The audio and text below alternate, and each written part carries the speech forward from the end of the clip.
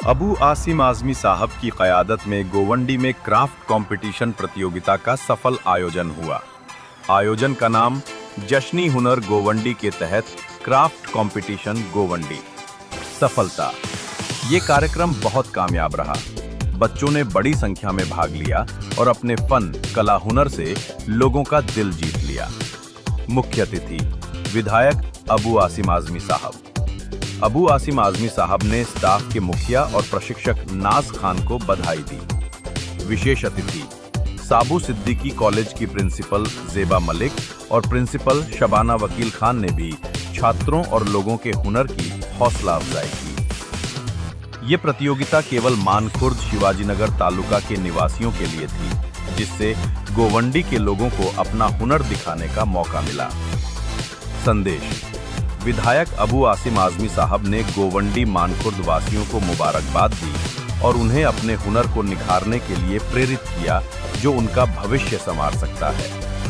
कुल मिलाकर ये गोवंडी और मानखुर्द के निवासियों के लिए अपने हुनर को प्रदर्शित करने और उसे निखारने का एक शानदार और सफल मंच था।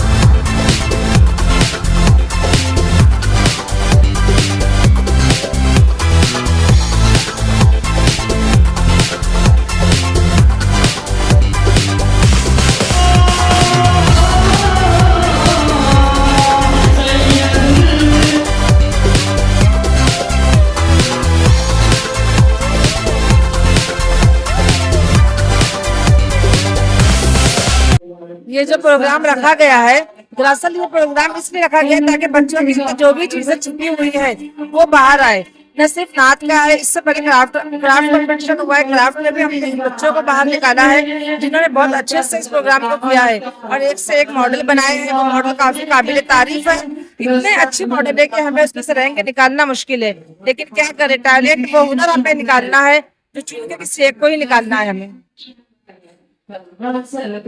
समाजवादी पार्टी हर प्लेटफॉर्म पे काम करती है, लेकिन कुछ चीजें बाहर आती है, कुछ चीजें बच्चों के अंदर ही रह जाती है। जो समाजवादी पार्टी में मैं ह्यूमन राइट्स की प्रेसिडेंट नाज खान, हम लोगों ने तो ये प्रोग्राम ऑर्गेनाइज किया है। हमारा मकसद एक ही है कि हर किस्म के बच्चों का जो टैलेंट है वो बाहर भर के आए। तो हर दिन हम अलग अलग किस्म का स्पोर्ट्स रख रहे हैं और कॉम्पिटिशन रख रहे हैं, उसी के अंदर हमको बच्चे ढूंढना है।